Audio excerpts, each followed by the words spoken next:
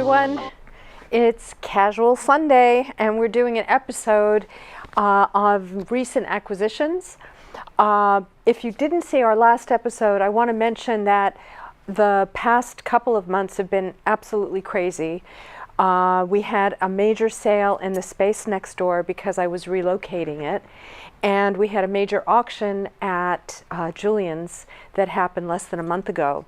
And all of that has resulted in some rumors that we're going out of business, but we're not.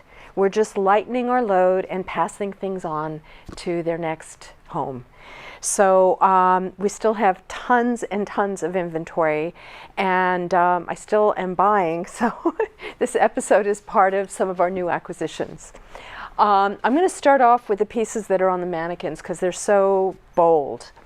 This gorgeous lingerie-inspired chiffon and lace gown with its matching stole is by Gianfranco Ferré. It's probably from the 90s, and it's in really beautiful condition. What I love about it is the use of pleats in the bust area, which gives a little bit more room, and the choice of color blocking. It's really beautiful. The shawl actually has a similar color as the lace, and the peekaboo makes it very sexy. You might actually see this on the red carpet coming up. We'll see. And then this beautiful gown is by an Italian couturier that has a name that's not well known. And it uses one of my favorite techniques, which is ombre.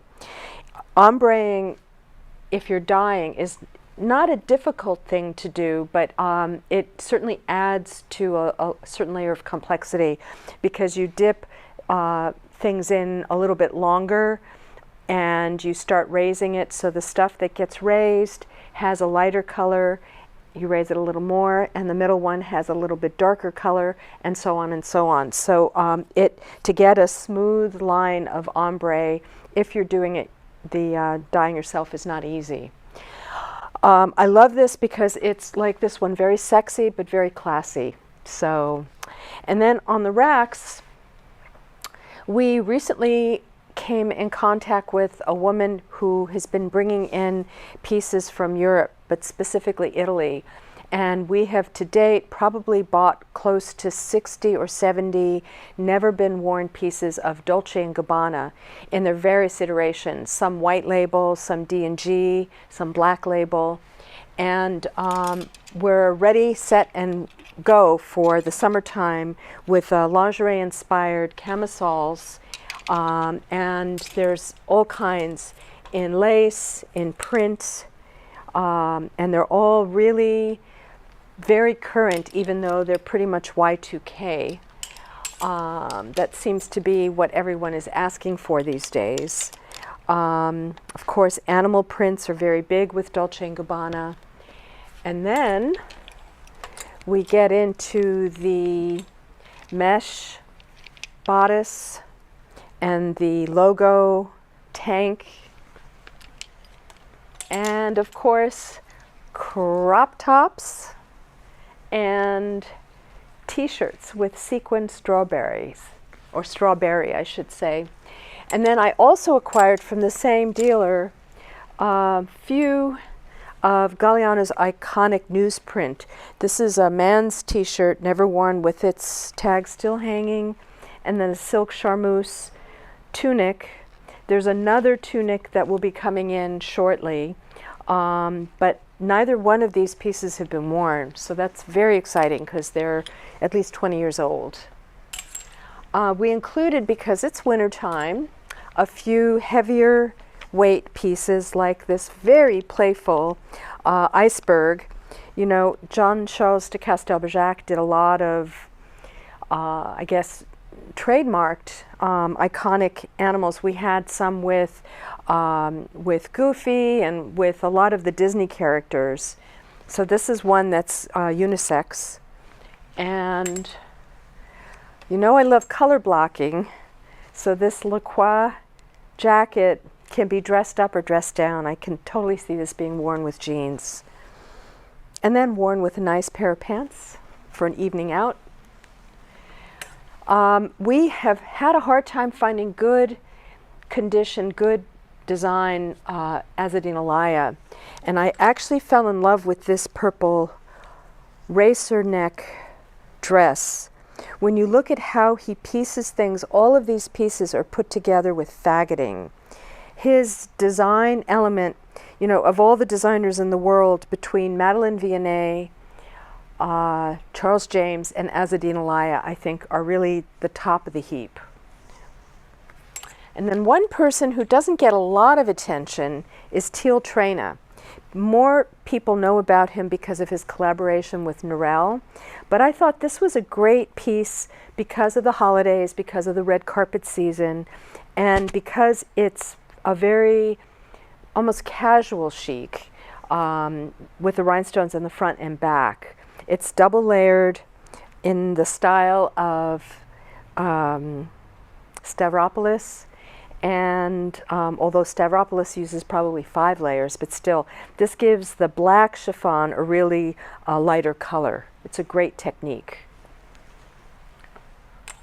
And I should mention that the rhinestones are sewn in, so it's before the heat stamping of surface design.